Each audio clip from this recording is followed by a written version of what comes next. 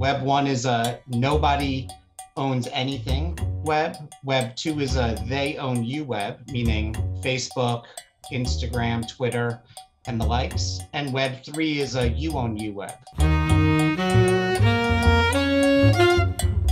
Keith Grossman, who is the president of Time.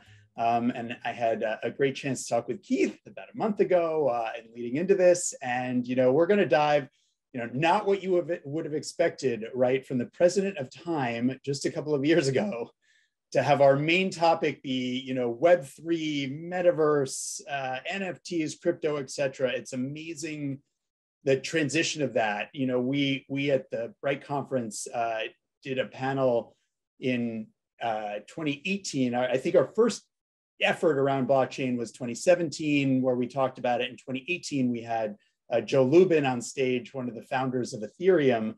And at the time, he phrased it as, he was saying, 15 years ago, everyone made a joke about cloud computing. And now we're in a space where everyone, personal or professional, is involved in storing data on the cloud and managing their data and systems in the cloud. And was his vision for where he saw blockchain, crypto, that whole thing going forward. And I think just 4 years later, we're so much closer. So thank you, Keith, for being here. Let's give a little background about yourself, and then we'll dive into the discussion. Thank you, Matt, so much for having me. I'm excited to be here.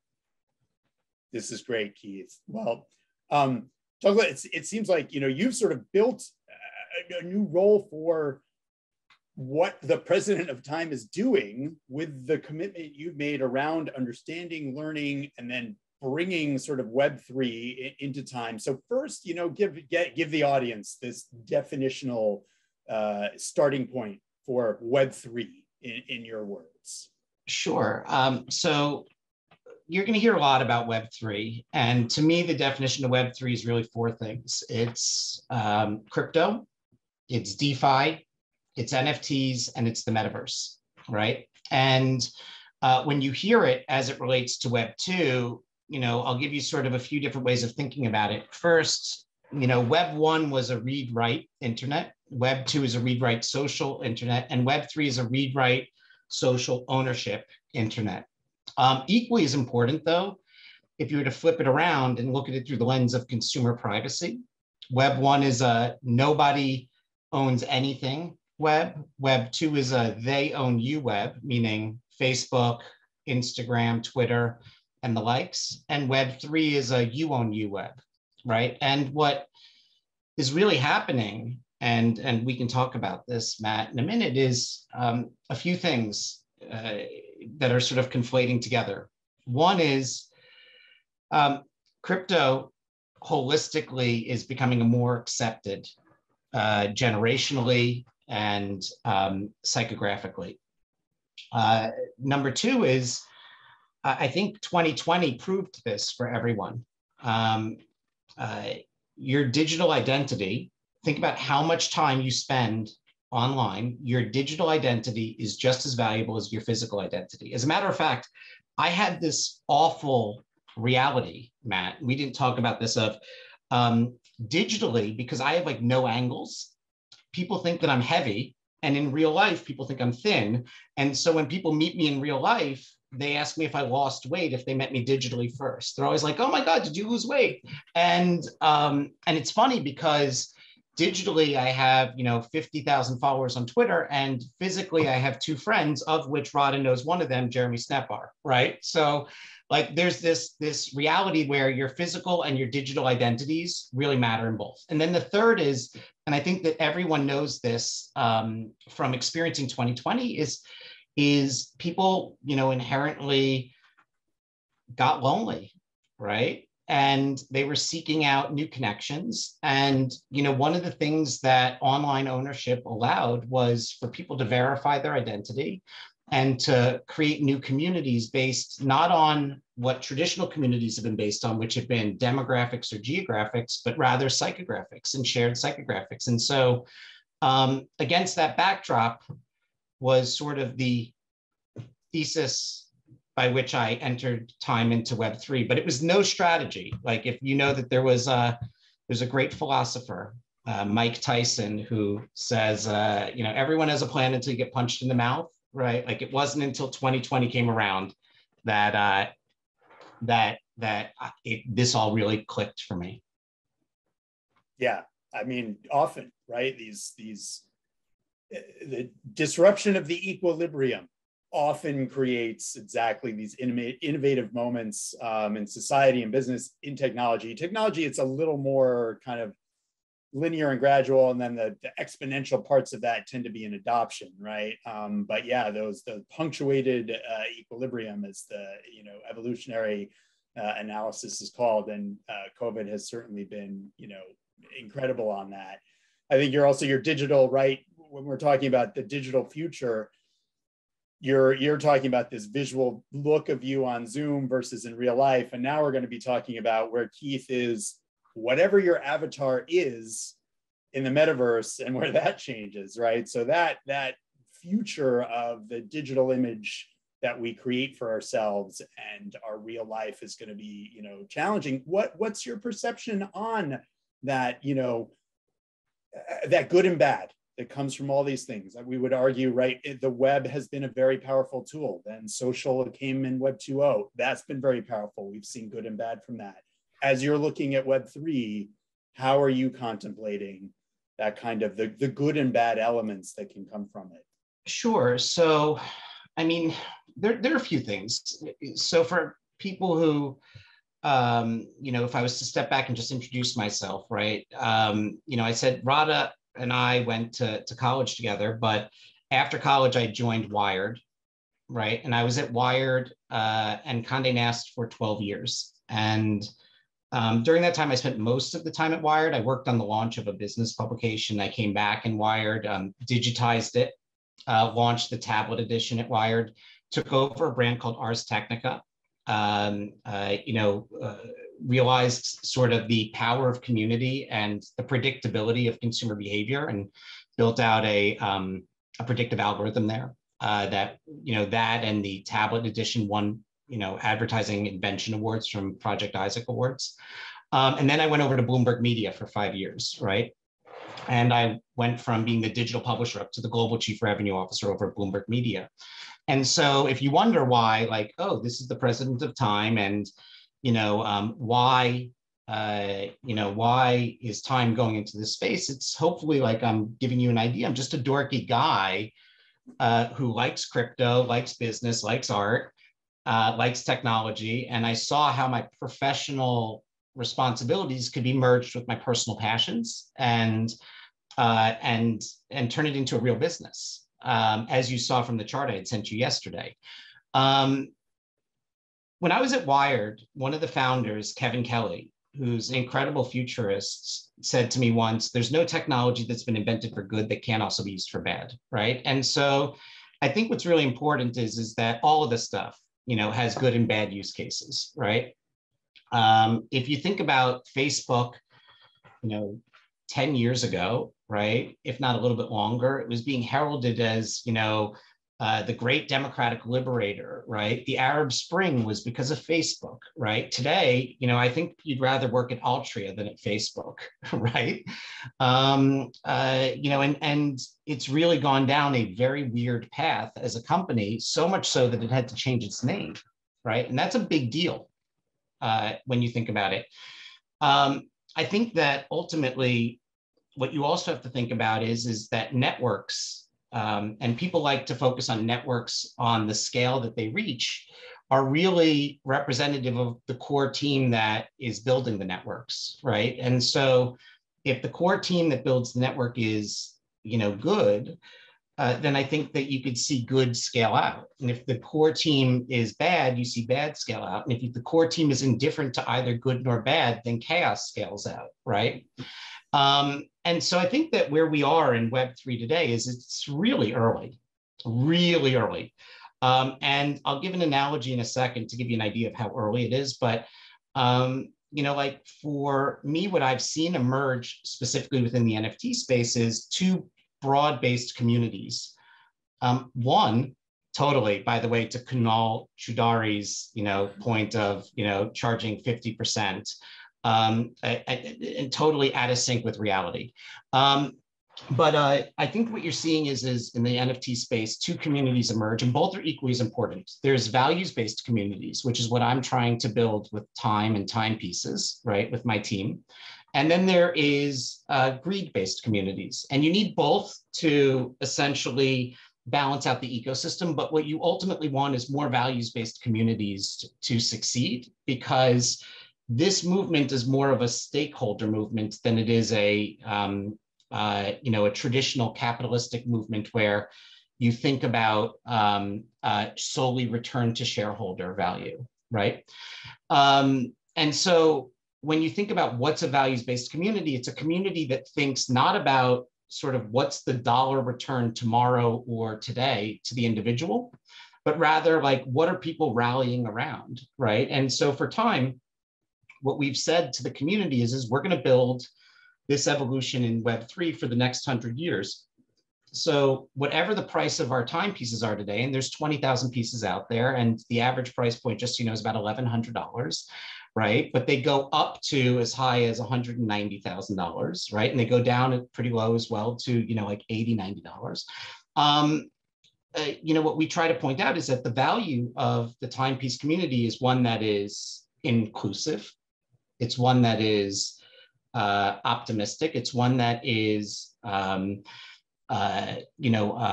provides constructive feedback, so no jerks, right? And it's one that our CTO, Bharat Krish, likes to say oftentimes, or Maya Drazen, who's our chief brand officer, hashtag give first. And what we do is we constantly reinforce those values as we're building the community. And that's been the formula that has allowed us to build this to about 40,000 people in a very short period of time.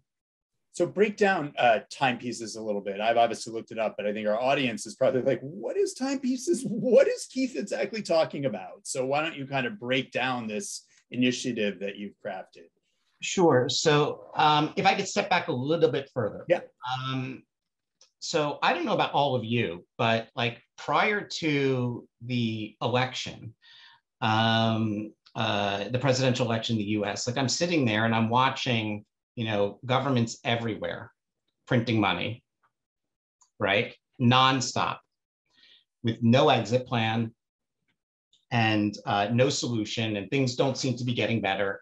And they're then saying to us, there's going to be no inflation. Well, here we are a year and a half later, 8.5% inflation. And like, I just didn't buy that, right?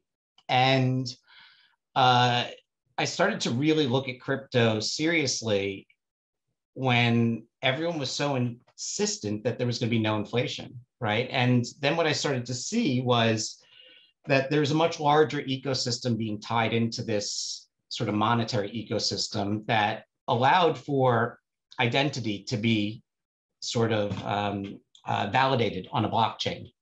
And so people like to talk about NFTs through the JPEG. They're missing the whole entire thing. They're talking about the most surface aspect of the entire movement. The NFT is just a technology. The JPEG is just the sort of a draw or peacock in. And then the value is the ability to verify ownership and what you could then build from that, which in a lot of cases is community, or in a lot of instances is the removal of opaqueness from systems, right? So it provides transparency, which is why the art market has been the first one to be disrupted, because it's tremendously opaque. It's why collectibles make sense, because it's tremendously opaque. It's why music is now making sense. But you're going to see with sort of DeFi that the banking industry will go through what the music industry went through, or the media industry went through with digitization, right? If you've ever transferred crypto from one individual to another, then you see that like there's no forms, there's no systemic racism. It doesn't care who you are, it doesn't care where you're going, it doesn't care what time, it just gets it from one place to another. The problem is, and the bad, to your point, is lack of education, right? And so I say this all because last March, I said that Time was going to enter into Web3, and it was going to do one-of-one NFTs. I said three things on March 22nd in a Yahoo Finance article. I said Time was going to sell one-of-one NFTs later in the week, which we sold 4 NFTs, and that week made $440,000 off of those 4 sales. And it blew people's minds, in that. I said within 30 days, we would accept cryptocurrency for digital subscriptions, which we did within 28 days. And I said within 6 months, we'd figure out how to use the technology to validate ownership, to change the relationship that consumers have with our brand. And that article came out, and Matt, the amount of text messages that I got from my friends, from colleagues in the industry, from people that could not have been less supportive was incredible. Like the number one question I was asked was, am I on drugs? I don't drink, I don't do drugs, I don't smoke. As a matter of fact, I just drink coffee and seltzer, right? That's about it, right? But people were really, really blown away at like how stupid they thought the idea was. And then the final line of that article said, we're looking for a CFO, and the CFO has to feel comfortable with Bitcoin and other cryptocurrencies. And Fortune went on a tangent on that, right? Like they couldn't believe that we did that, and they wrote articles on it. But let me fast forward, was like, I didn't know how the technology was going to act to build community. Like that took me 7 months, right? And we made a lot of mistakes even after we launched it, right? I sat in Clubhouse rooms at the time, and then Twitter Spaces rooms, just listening. And I saw a lot of things were taking place, right? Not only could this technology disrupt the way in which communities can be built, right? Oftentimes people don't distinguish between audiences, which are people that just come for one-off moments, and communities. And I think Radha did a nice job of pointing out the value of communities to the team before. But it changed the game as it related to economics, as it related to creatives, right? Historically, creatives were just rewarded based on the sense of what's their contribution at the moment of sale. Now, with a smart contract where you can put royalties on the smart contract, the creative can be rewarded based on their contribution to culture, right? Over time, forever. And things like this got me really started to thinking about, like what type of community and how would we build a community, and how do we want to think about sort of launching into this? And what we ultimately started to do was, we were having a lot of success with the one-of-one sales, and I wanted to democratize that to a large group of people, because the number of people on the planet that could actually buy an NFT for a few $100,000 is very small.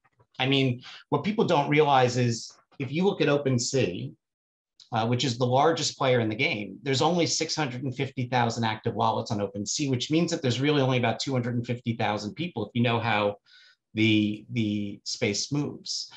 And so when we launched Timepieces, which was our community-based Web3 initiative, we didn't price it at 5 ETH or 10 ETH, or we were selling NFT one-of-ones at 99 ETH at the time, right?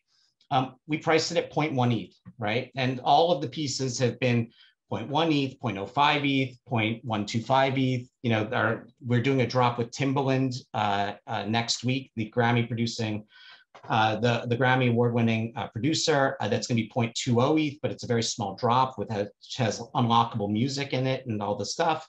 But the reason was to democratize it out to a much larger group within the space. And then what we started to realize was, the equation for success in Web 2 is fundamentally different than the equation for success in Web 3, right? So in Web 2, which is a read-write social web, the equation for success is brand finds a creator who attracts an audience, right? So put yourself in my shoes for a second. Time hires Ian Bremmer, who is a foreign correspondent for us, and I believe is a Columbia professor on top of being the head of the Eurasia group, which is why I'm using him as an example in this instance. We gave a lot of credit to Cornell, so I'll give some to Columbia, right, who I love. And Ian Bremmer, by writing an article, attracts an audience. right? In Web3, it's inverted. Community, which the difference between an audience and a community is huge in itself. An audience shows up for one thing. A community wants to stay around and build through ups and downs. Community uplifts a creator or validates a creator. And then a brand's job is to uplift the creator further. And by doing that, validates the community's choice of the individual, and the community then validates the brand, right? And so for most brands, it's a very hard construct to wrap their head around, because you're moving from being the item that people care about to being the validator, right? So you're being the hero or the validator in this instance. And that's not an easy shift, and it's a very confusing shift. So when we launched, we realized that time couldn't be front and center. We had to make the creators front and center. And what I realized in talking to people and listening was, while time creates great content, time is ultimately a visual medium, right? And so to anyone who, posted, how young I look or anything in the comments, or who's listening, think about this question. You don't have to answer it. If you want, you could type it in, right? What's your favorite time cover? And almost anyone can tell me what their favorite time cover is, right? But if I ask somebody, what's your favorite article you ever read in Time?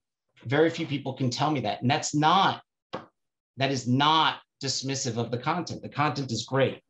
But what makes Time powerful is that red border on the cover. And what makes that cover powerful is that a creative somewhere of some discipline captured living history in such a way that had an emotional impact with people. And so when we realized that Time was inherently a visual medium, we had to make it about the creator. And if this new technology allowed you to rethink the way in which creatives could be compensated, what we did was we said the first 1% of primary and secondary sales. So primary is the initial sales, secondary is on the market as it keeps going and going and going. The first 1% of primary and secondary sales would be donated to charity. And to date, the first 1% has gone to support charities that enable free and democratic presses. And we did a whole drop where 100% of the proceeds went to support humanitarian relief in Ukraine, which we raised $360,000 in 48 hours on. And then the remaining 99% of revenue from the primary and the secondary drops is split evenly with the artists, right? And the creators forever. So picture what that does in terms of the relationship between us and our creators. Now, it's not artists who are vendors to Time and create a one-off cover. It's artists who are part of the Time family. And we have a vested interest in seeing their success. And they have a vested interest in seeing our success. And we have a vested interest in celebrating them and their wins and helping them when they're down. And they have a vested interest in doing the same for us. And every 90 days, and my finance team hates this, right? We send an Ethereum transfer, we send an ETH transfer to all of the artists based on the sales of their pieces, right? And what's fascinating is it started out with 38 timepiece artists. And today there's now 89 timepiece artists. And this is so we started last March, but we didn't launch timepieces until September. And we've now brought 89 on since September. Now, the second thing that we realized was this is a community movement, right? So while I, as Time, can curate who the community loves, sometimes the community can curate artists better than I can, right? Oftentimes the community curates artists better than I can, or my team can. And so every artist that we bring in to timepieces ultimately has one invite that they can extend to an artist that may not get the exposure that they have to someone like me, right? Or to someone on my team. And so we've never once rejected an invite. And what's amazing about this is some of the most successful artists within the space were invitees to our initial Genesis drop. So Kath Simard, whose pieces go for, hundreds of thousands of dollars as a photographer, was John Knopf's invite. Diana Sinclair, who did the Whitney Houston drop, right? Who's an amazing talent out of New Jersey, 19-year-old girl, woman, was Justin Aversano's invitee, right? And I can go on and on and on and on and on, like Julie Pacino, who has had a meteoric rise and is also Al Pacino's daughter, but I did not know that at the time, right? Was Hoda Bakali's invitee, right? And so the irony is that Web3 preaches decentralization, and there's elements of decentralization that exists, but there's also elements of centralization that exist too, and they coexist together. The same way that people preach privacy in Web 2, but don't delete their cookies, hypocrisy is everywhere. And the two areas where timepieces really exist as a community is on Twitter under @timepieces, and would love for all of you to follow and check it out, and also on Discord, right? Which is by far the worst platform I've ever seen in my entire life. I have no problem saying that. It didn't mean to, it fell into this. It will not hold on to this throne, I don't think, unless it changes dramatically, but on Discord within the Timepieces community. And within the Timepieces community, we gate content for timepiece holders. We keep it open for anyone who wants to join. And our biggest play, and sorry for the soliloquy, Matt, is... Easiest moderating job ever. Totally right, is as we build Web3 over here, we continue to build Web2 over here, and we look at the values of both, and we push towards the center to really construct what I would say is a successful Web 2.5 sort of experience for people. And what Web 2.5 means is if you have a timepiece in your wallet, in your digital wallet today, you can go to time.com, connect your digital wallet to time.com without ever giving a piece of your information, and it will remove the paywall to the site. Things like that. So you would think that 3 people would do that. There's, of the 20,000 plus timepieces that are out there, 12,000 owners, people own multiples. 5,000 plus people have connected their wallets to time.com. Second, what we've realized is in a world where you're an online renter, which is what you are in Web 2, right? You essentially rent your identity to Facebook or to Twitter in return for all of your personal information. In that world, you are not valued because the platforms look at you as an individual and they say, okay, well, I'm giving you access to your entire friend set. I'm giving you access to community. So in return, I'm going to take all your information and I'm literally going to use it and sell it and advertise against it and do whatever I want with it. And that's what happens if you believe it or not, right? In Web3, your information is still there, but your personal identifier is not there. Keith Grossman is not there, right? You're just a number in that regard. It doesn't mean that people won't give up that information. It just means the way in which brands have to interact with consumers has to change. So in Web 2, where it's about value extraction, Web 3, it's more about value creation, right? So how do I incentivize you as my consumer to give me your personal information? And a good example I'll give is we have the Time Person of the Year. We offered our community 5 invitees to Time Person of the Year. The trade-off was you had to give us your identity and you had to take a PCR test, right? And thousands of people entered in, right? And we do this for events all the time to our community. Thousands of people enter in to attend the Time Women's Conference that we just did, right?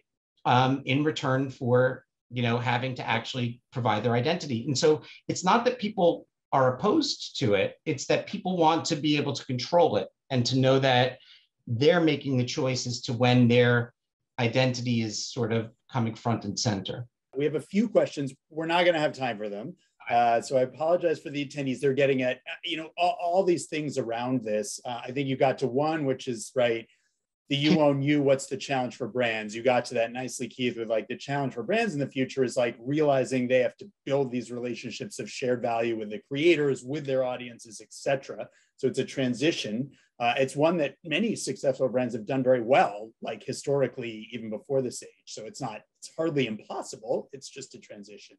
So the other gets into some of these like, great question. We're talking about anything about the transparency of using crypto, NFTs, all this kind of stuff mixed in with the know your customer law, right? Some of these protections against the bad actors that we have in society, some of the regulatory issues. And, again, that would be another half an hour, and we don't quite have time for that. I would simply say to everyone, it's not a matter of if this comes to fruition, it's going to, okay? And right now there's tremendous friction in the system. But there's very easy ways to address the KYC through the telcos that exist and through the credit card companies that exist, where nobody has to worry about the stresses of individually having to do it. Second, the regulation is moving favorably in this direction. And probably the best thing that happened in the United States was China outlawing crypto, because then the US had to take on a very strong stance to counter it. But I posted an article that caught us all by surprise the other day. We did not place this, we did not push it, but it gives you an idea of the value of being a first mover in this space. And so, Matt, I hope this was helpful on everything. Post it, yeah. It's great. It gets at, where media players in this world of NFT and Keith and all your colleagues at Time who have committed to this are first movers and seeing the value. I'm sure many of your peers in the media are like, what? Wait, we gotta get on this, because financing in the media industry has been a long time. We've been talking about that at BRITE for over a decade. So thank you again, Keith. Again, another virtual round of applause. Keith has been generous to share, continuing a conversation with him. And I really look forward to I will follow up, and we will definitely do our part 2 of this in some fashion, maybe even through our Bright Ideas podcast that we have on this is a perfect way. So thank you, Keith. Enjoy the rest of your day.